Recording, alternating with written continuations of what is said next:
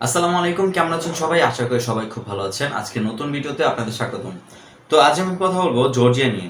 তো এটা হচ্ছে রাশিয়ার পার্শ্ববর্তী একটি দেশ। আর এটাতে বর্তমানে অনেকেই কিন্তু ওয়ার্ক পারমিট পাচ্ছে।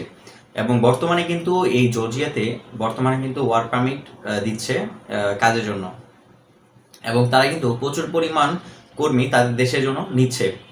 তো আপনারা যারা দক্ষ এবং অদক্ষ যারা শ্রমিক রয়েছেন তারা কিন্তু এই দেশে অনায়াসে যেতে পারবেন এবং এদেশে কিন্তু আপনার খুব অল্প সময়ে ভিসা হয়। আপনারা কিন্তু যারা দক্ষ এবং অদক্ষ শ্রমিক আছেন সবাই কিন্তু এখানে গিয়ে কাজ করতে পারবেন। তো সম্পূর্ণ ভিডিওটা দেখেন জর্জিয়া নিয়ে। সম্পূর্ণ ভিডিওতে এটা সম্পর্কে আলোচনা করা হবে। তো এটা নিয়ে কিন্তু আমি এর আগে কখনো ভিডিও দিইনি, এটা কিন্তু প্রথম জর্জিয়া নিয়ে। তো সম্পূর্ণ ভিডিওটা দেখতে থাকুন। আপনি যেমন ছিলেন নতুন হয়ে থাকেন এখনই সাবস্ক্রাইব করে পাশে থেকে বেল আইকন এনেবল করে দিন, যেন আমাদের নতুন ভিডিও আপনি সবাই দেখতে পারেন। আমি কিন্তু ইউরোপের সেনজেন এবং নন সেনজেনের যেসব দেশ আছে এগুলি নিয়ে সবার আগে ভিডিও দেওয়ার চেষ্টা করি।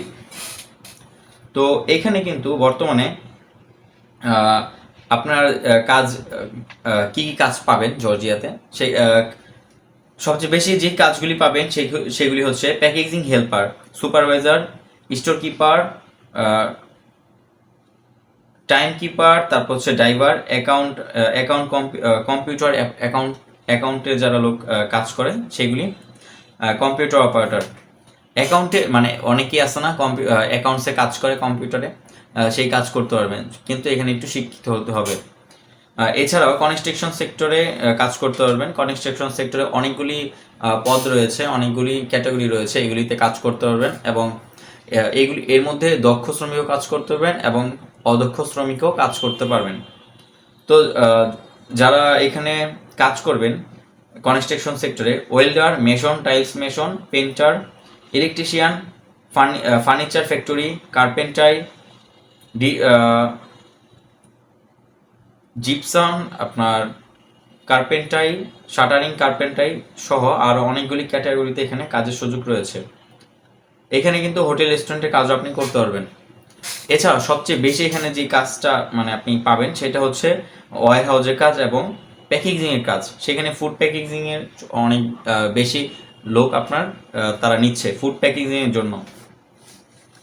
এবং প্যাকেজিংয়ের অনেক রকম ফ্যাক্টরি সেখানে রয়েছে, এগুলি যেমন আপনার ফুড প্যাকেজিং, তারপর হচ্ছে আপনার অনেকগুলি পণ্য প্যাকেজিং, এই প্যাকেজিংয়ের ফ্যাক্টরি কিন্তু এখানে রয়েছে। এই প্যাকেজিং করে আপনার শপিং মল এবং সুপার শপ যে দোকান টোকান রয়েছে এগুলি কিন্তু এই প্রোডাক্টগুলি তারা সেল মানে পাঠায় আর কি।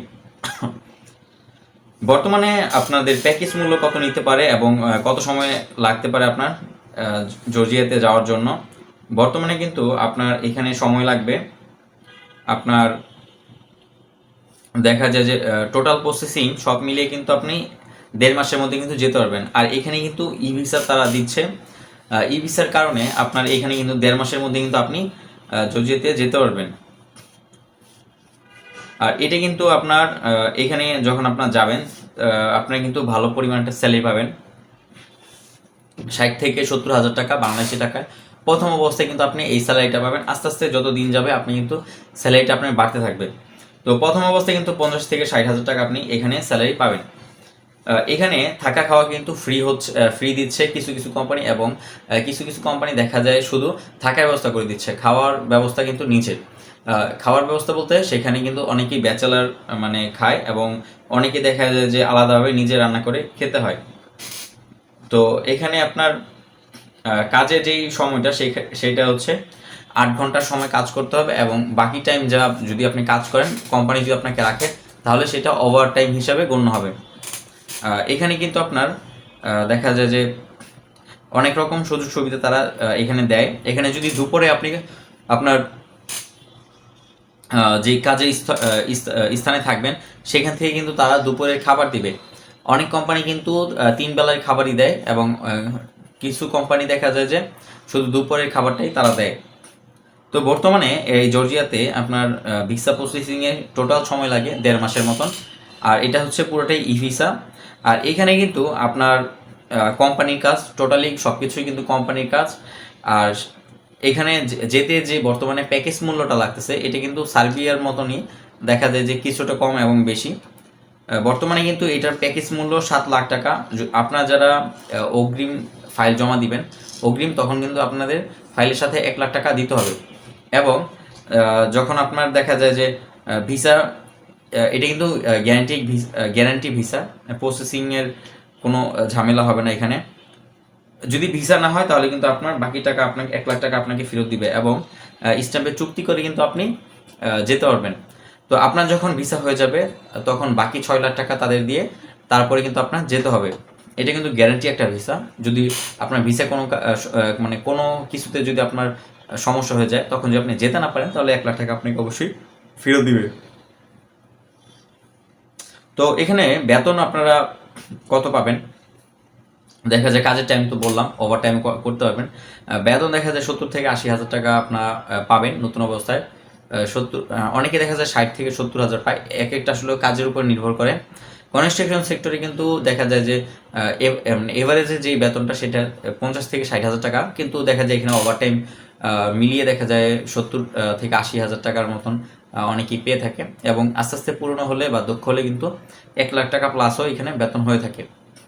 তো এই ছিল আজকে জর্জিয়া নিয়ে আলোচনা। তো এরপরে যদি আপনি জর্জিয়া নিয়ে কোনো নতুন আপডেট পাই সবার আগে আপনাদের জানার চেষ্টা করবো। এখন কিন্তু এখানে লোক নিচ্ছে, আপনারা যদি যেতে চান তাহলে কিন্তু অবশ্যই ভালো কোনো এজেন্সির মাধ্যমে খুব অল্প সময়ের মধ্যে কিন্তু আপনাদের ট্রাই করতে হবে। কারণ কি এখানে দেখা যায় এখন তারা ভিসা দিচ্ছে, এমন একটা সময় আসতে পারে যে এখানে ভিসা দেওয়ার রেশিওটাও খুব আস্তে আস্তে কমে যাবে। এখন কিন্তু তাদের প্রচুর পরিমাণ চাহিদা, এবং চাহিদার জন্য কিন্তু প্রচুর পরিমাণ ফাইল এখানে জমা হচ্ছে, মানুষ এখানে যাওয়ার জন্য চেষ্টা করতেছে। তো আপনিও চেষ্টা করতে পারেন লেট না করে। আরেকটা বিষয় হচ্ছে যে আপনারা শুধু যে এখানে কনস্ট্রাকশন সেক্টরে কাজ করতে পারবেন ব্যাপারটা এরকম না। এখানে যাওয়ার পর কিন্তু আপনারা সেখানে গিয়ে ইচ্ছা মতন আরও অনেক রকম কাজ রয়েছে, এগুলি কিন্তু আপনারা করতে পারবেন। আর এখান থেকে কিন্তু সেনজেন যেসব দেশ আছে, এই জর্জিয়া থেকে সেনজেন যেসব দেশ আছে এগুলি কিন্তু আপনারা 1 বছরের মতন এখানে থেকে বৈধ হয়ে তারপরে কিন্তু আপনারা সেনজেন দেশগুলিতে আপনারা পাড়ি জমাইতে পারেন। তারপরে কিন্তু আপনি বৈধভাবে সেখানে থাকতে পারবেন। আর এখানে একটা কথা বলিনি, সেটা হচ্ছে যে আপনাদের যে ডকুমেন্ট লাগবে জর্জিয়াতে, সেইটা হচ্ছে আপনার পাসপোর্ট লাগবে।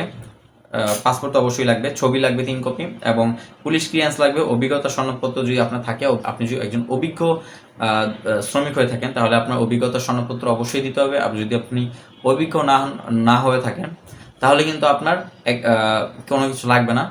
এবং যদি আপনি শিক্ষাগত যোগ্যতা থাকে, আপনি যদি শিক্ষিত হয়ে থাকেন তাহলে আপনার শিক্ষাগত যতটুকু আপনি পড়ালেখা করছেন সেটার সার্টিফিকেটগুলি আপনাকে সাথে দিতে হবে।